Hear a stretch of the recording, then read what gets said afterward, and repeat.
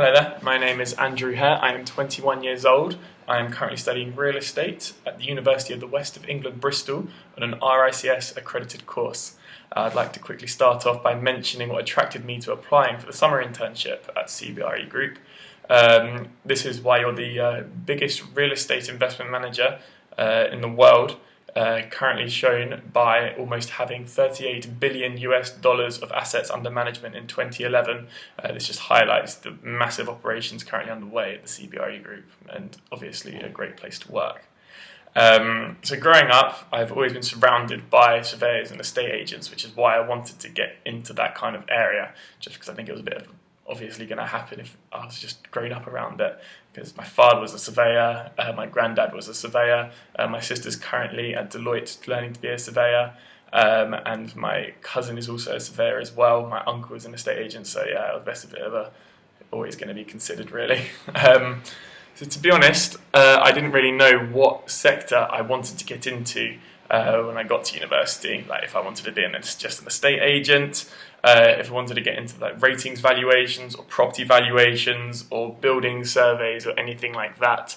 But from going through my course over the last few years, I've been able to decide that a career in investment management is what really interests me, just because the concept of helping high-profile clients with the acquisitions and disposals of the property market seems attractive to me, as well as looking in the assets of individuals looking to invest abroad or even in London or Bristol, wherever really. They're looking to find property that they really want to seize. So yeah, I feel this area is the most fascinating and intriguing out of a vast array of choices, really. It's just why I'd love to explore it a bit more in this kind of area of the property sector further. Well, you've asked me to say which kind of object I felt like was. I feel like you're going to get quite a few things, just like, oh, I'm a table because I'm always there for support, or I'm a pizza because I'm a bit different, but everyone loves me. And people are just going to be quickly typing that in Google of what people would look for in an interview and ask this question. So I went away a little bit and I gave it a little bit of thought about what would really reflect my personality as well. I came to the decision that really a rugby ball would be the best thing. I'll tell you why. A rugby ball, it isn't quite well-rounded yet, and that would probably describe me just yet in this kind of industry, because I'm not going to be a well-rounded surveyor just coming out of university or still with another year left.